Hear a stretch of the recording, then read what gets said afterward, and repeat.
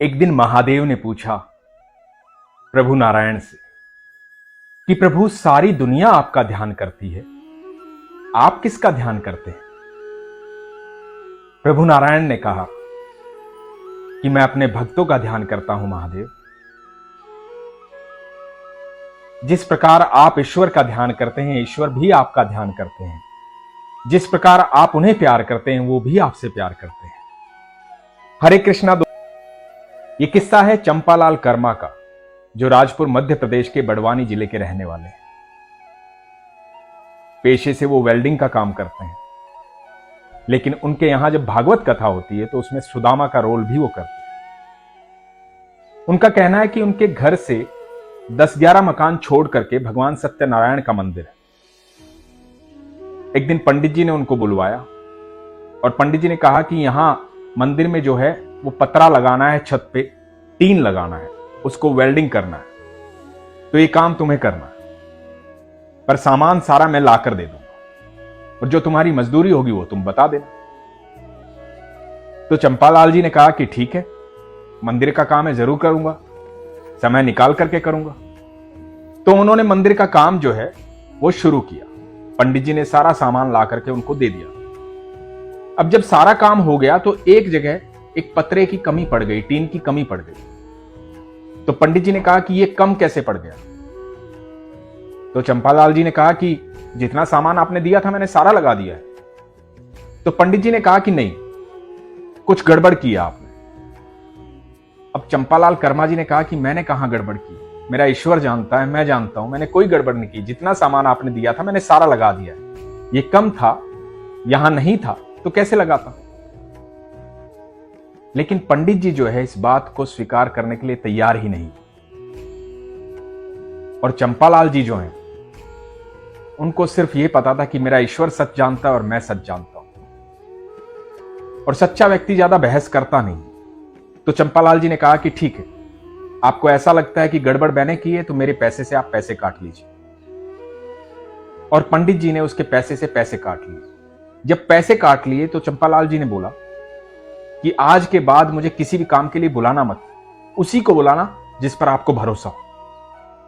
और ये कह करके चंपालाल जी जो है अपने घर आ गए। बड़े दुखी थे, मन परेशान था। मंदिर जो है पड़ोस में ही था, आना जाना लगा रहता था। अब पंडित जी से नाराज होकर के मंदिर जाना जो है वो बंद कर दिया कि अब मंदिर नहीं जाऊंगा, वहां नहीं जाऊंगा। काफी दिन बीत गए इस बात को, 2-3 महीने बीत गए। चंपालाल जी बताते हैं कि उनका जन्मदिन था 3 महीने बाद, और उस रात को भगवान जो है सपने में आए। भगवान सपने में आए एक बुजुर्ग के रूप। अब क्योंकि ये भगवान से बहुत प्यार करते थे, सुदामा का रोल भी अदा करते थे, भगवान ने सपने में आकर दोस्तों चंपालाल जी को बोला कि तेरी नाराजगी जो है वो पंडित से है, मुझसे तो नहीं है। तो मुझसे मिलने क्यों नहीं आता तू? मुझसे मिलने तो आ जाया कर। और चंपालाल जी ये बात सुनकर बहुत रोए, भगवान के चरणों में गिर गए, भगवान से बोले कि प्रभु मुझसे गलती हो गई, मैं कल से मंदिर आऊंगा। अगले दिन चंपालाल जी मंदिर गए। मंदिर जाकर के पूजा की, पंडित जी को सारे हालात बताए, पंडित जी को सारा किस्सा सुनाया और पंडित जी को धन्यवाद किया कि यदि आप मेरे साथ ऐसा नहीं करते, उस दिन आप मुझे ऐसा नहीं बोलते, तो शायद कभी ऐसा हो पाता कि मैं भगवान के दर्शन कर पाता और भगवान मुझसे बात करने आते। अब मुझे यकीन हो गया कि सिर्फ मैं ही भगवान को प्यार नहीं करता, भगवान भी मुझे प्यार करता। दोस्तों,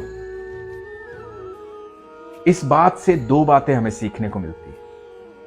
पहली तो ये कि ईश्वर आपकी उपस्थिति जानता है। ईश्वर जानता है कि मेरा बच्चा मुझसे मिलने आता है, मेरा बच्चा मुझसे क्या चाहता है, मेरा बच्चा मुझसे क्या कह रहा है, वो सब सुनता है, लेकिन समय आने पर आपको देता है। और दूसरी बात ये, हम में से बहुत सारे लोग ऐसे हैं जो किसी कारणवश मंदिर जाना छोड़ देते हैं।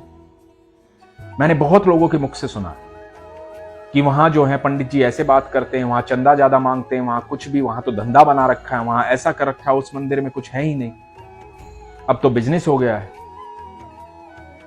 दर्शन नहीं करने देते, धक्का दे देते हैं। इस तरह की बहुत सारी बातें मंदिरों में होती हैं, बहुत लोगों से सुनता हूं। मैं आपसे सिर्फ इतना कहना चाहता हूं कि आप अपना वास्ता सिर्फ ईश्वर से रखिए। बाकी किसी से आपको कोई वास्ता होना नहीं चाहिए, क्योंकि ईश्वर आपसे प्रेम करता है और ईश्वर वो है जो सबका बाप है। कई बार मंदिरों में बहुत भीड़ होती है। आपको लगता है कि मंदिरों में बहुत ज्यादा भीड़ है और आप मंदिर के पास पहुंच गए। यकीन मानिए दोस्तों, जब आप ये निर्णय लेते हैं कि मुझे आज भगवान से मिलके आना है, आपकी मुलाकात उसी समय हो जाती है। भगवान आपको उसी समय देख लेते हैं कि मेरा बच्चा मुझसे मिलने आ रहा है। तो जरूरी नहीं है कि आप भीड़ में जाएं, दर्शन करें और वहां आपको दिक्कत हो। आप बाहर से भी हाथ जोड़ लेंगे, प्रार्थना कर लेंगे, तो आपकी प्रार्थना उतनी ही स्वीकार्य होगी जितनी अंदर जाकर हो। आप अपने घर के मंदिर में भी पूजा करेंगे तो आपकी पूजा उतनी ही स्वीकार्य होगी जितनी मंदिर जाकर हो। ईश्वर हर जगह विद्यमान है, इसीलिए कहा जाता है कि कण कण में ईश्वर है, कण कण में विद्यमान है। आप अपना भरोसा कभी कमजोर मत कीजिए, विश्वास को मजबूत रखिए, अपना ख्याल रखिए। हरे कृष्ण।